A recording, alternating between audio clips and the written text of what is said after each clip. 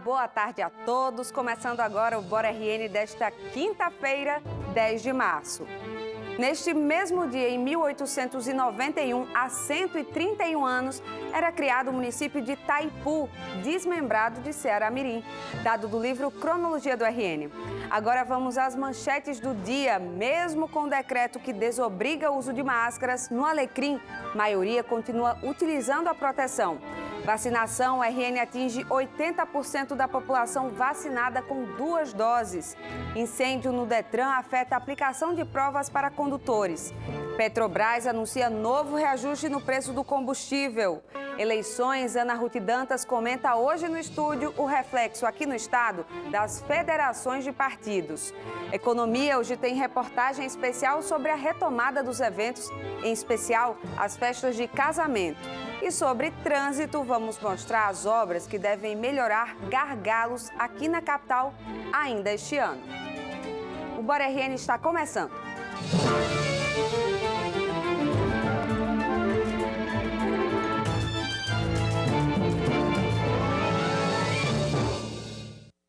Agora que não é mais obrigatório o uso de máscaras, temos visto que muita gente, mesmo assim, não quer deixar de se proteger. Seja dentro dos ônibus cheios, caminhando com o cachorro, no ambiente de trabalho. No maior centro comercial de Natal, foi isso que a gente viu. As máscaras não saíram ainda do rosto dos natalenses.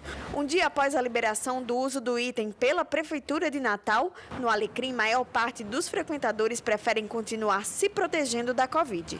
Assim, nós continuamos a usar a máscara por mais questão de proteção da gente mesmo. Na rua eu vou continuar usando, até que me prove ao contrário que zerou a Covid-19. Mas também teve quem se sentiu confortável em retirar a máscara na rua.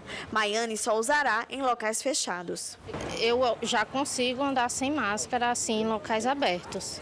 Mas locais fechados, tipo se eu for entrar numa loja ou no meu trabalho ou em estabelecimento que tenha um movimento de gente maior e seja mais tumultuado, digamos assim, aí eu já ando com. Os lojistas temem que a retirada completa da máscara afaste clientes. A orientação das entidades que representam o comércio é de que os vendedores continuem se protegendo. Nós estamos orientando, desde que o decreto foi publicado, os lojistas e os camelôs e ambulantes também, com qual a gente tem contato, para que pelo menos os atendentes que estejam na área, que recebem os clientes, estejam utilizando a máscara, para que isso proporcione uma maior segurança para os clientes. Como ainda existe uma grande parte da parcela da população que ainda tem medo, tem comorbidade, tem pessoas idosas, tem pessoas especiais, que nós continuemos ainda usando máscara. Porque se não fizer bem, mal não vai fazer. Então vamos continuar respeitando essa parcela da população que é tão importante para o nosso comércio. De acordo com o decreto de Natal, é opcional usar a proteção. O presidente da Associação dos Empresários do Alecrim explicou que fica a cargo dos clientes escolherem se usam ou não. Essa pesquisa, digamos assim, que a gente fez com alguns clientes, a maioria dos clientes explicaram que, nos passaram que não se sentiriam bem quando chegasse numa loja se a equipe tivesse sem máscara. Então, eles preferem que, por enquanto, os atendentes, pelo menos, mesmo que ele não esteja utilizando, mas que os atendentes estejam utilizando a máscara. Agora uma notícia para comemorar. O Rio Grande do Norte atingiu 80% da população geral com as 2 doses da vacina contra a Covid-19. A marca representa 2.530.000 pessoas que vivem atualmente aqui no Rio Grande do Norte, de acordo com a estimativa do IBGE. A plataforma RN Mais Vacina aponta ainda que 38% dos potiguares já tomaram a dose de reforço, que é a 3ª dose. E a gente só deseja que essa procura pela vacina continue, E que tenhamos em breve praticamente toda a população do estado vacinada.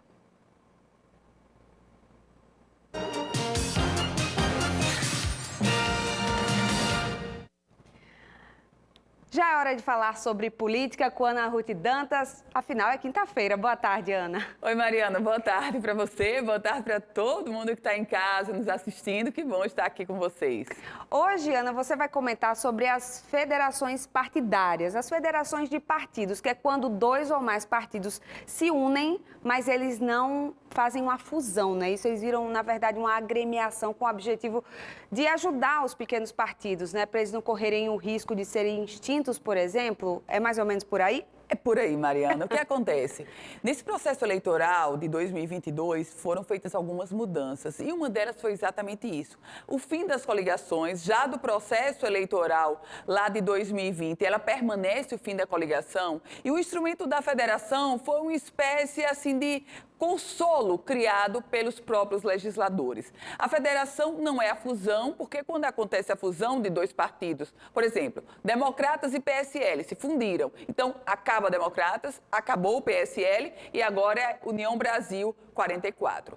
Agora, no caso da federação, é diferente. Os 2 partidos continuam existindo, mas eles se federam e vão atuar como coligação. Isso é o bônus, digamos assim. Mas tem um ônus. Qual é o problema? É que eles vão atuar como uma coligação em todos os parâmetros e por 4 anos. Se o partido X com o partido Y formaram uma federação, então em todos os estados essa federação vai ter que prevalecer. Essa união entre as 2 legendas vai ter que prevalecer. Em detalhe, repito, não só para esse processo eleitoral, mas por 4 anos. O que, em se tratando de política, convenhamos, 4 anos é muito tempo para estarem aliados um ao outro, não é, Mariana? Tudo pode mudar do dia para a noite, da noite para o dia. Mas, É Ana, verdade. quais os reflexos disso já aqui no nosso estado?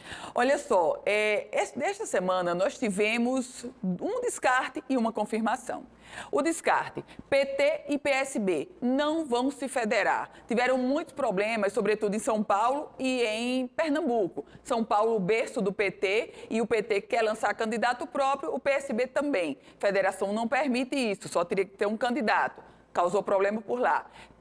Em Pernambuco, berço do PSB. O PSB quer ter candidato próprio ao governo, o PT também. Mais um choque.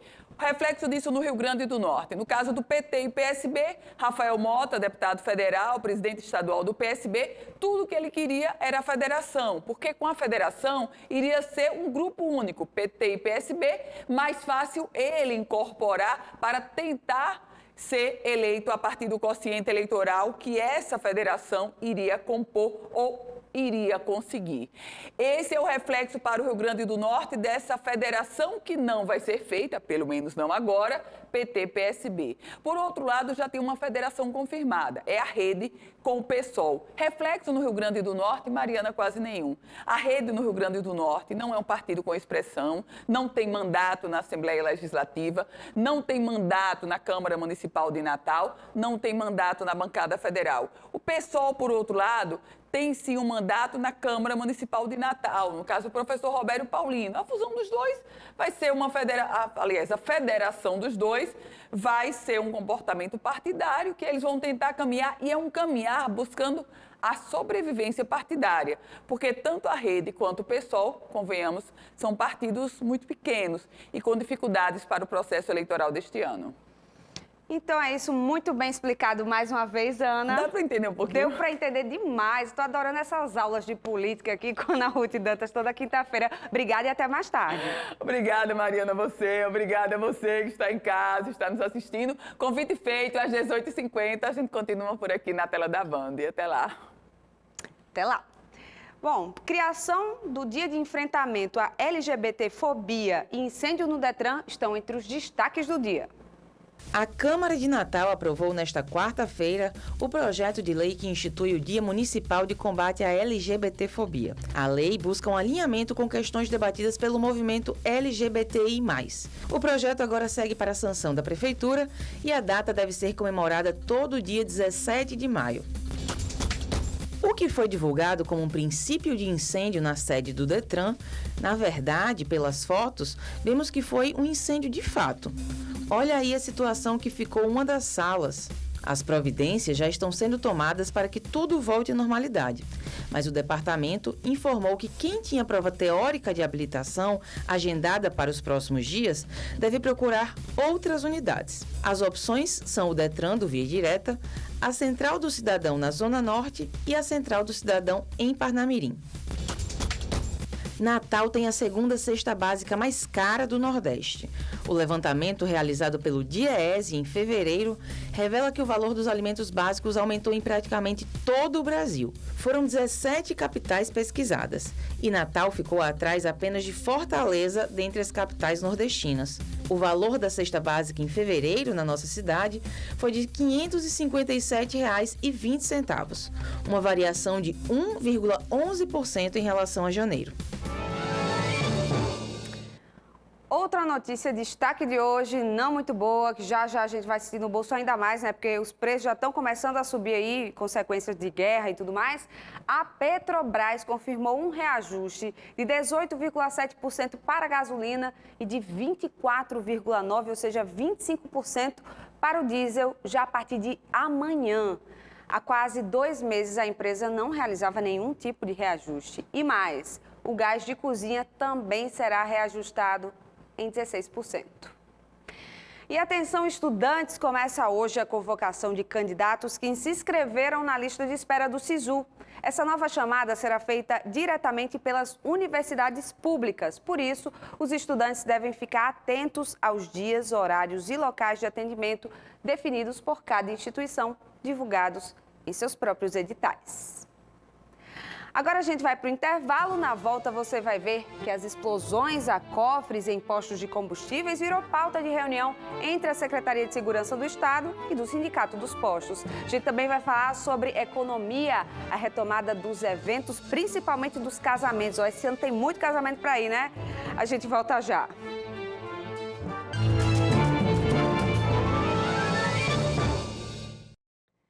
Tá demais. Temos noticiado nessa última semana explosões a cofres em postos de combustíveis em diferentes cidades do estado.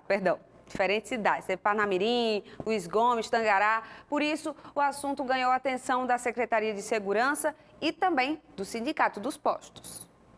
A explosão do cofre de um posto de gasolina essa semana às margens da BR-226 em Natal foi o terceiro ataque a postos registrado pela polícia esse ano. A situação preocupa autoridades e empresários, que se reuniram na manhã dessa quarta-feira para deliberar medidas de combate aos crimes. Nós viemos aqui, provocamos essa reunião no intuito de tentar coibir essa ação dos bandidos, porque nós estamos sendo alvos mais intensamente de um ano e meio para cá, e tem se tornado bem frequente essa ação aos cofres dos postos. As imagens gravadas nos postos mostram a destruição provocada pelas explosões. O presidente do Sindipostos lamentou os prejuízos financeiros, mas ressaltou que as perdas vão além do dinheiro roubado e estruturas destruídas. Pois é, o prejuízo além do financeiro, né? A gente tem o prejuízo do própria estrutura, que essas explosões muitas vezes usam uma força muito maior do que até necessária para explodir aquele cofre. E aí, o pior de tudo é quando ainda leva uma vida humana, né? Como aconteceu durante o Carnaval. Antes, o dinheiro arrecadado diariamente pelos empresários era levado no mesmo dia até o banco para ser depositado. O método gerava insegurança porque atraía criminosos. No último ano, o valor começou a ser deixado nos cofres de segurança nos postos, mas a mudança foi ineficaz para inibir a ação dos bandidos. Dentre as ações deliberadas pela SESED na manhã dessa quarta, será de colocar mais policiais militares nas ruas para tentar evitar as explosões. A solução é colocar a polícia na rua, mais na rua. E, através do serviço de inteligência, da Secretaria de Segurança Pública, da Polícia Civil, da Polícia Militar, efetivamente possamos trabalhar e localizar esses infratores e colocá-los atrás das grades. Bom, sabe aquele cruzamento ali da Hermes da Fonseca com Alexandrino de Alencar, em Tirol? Vive engarrafado, né?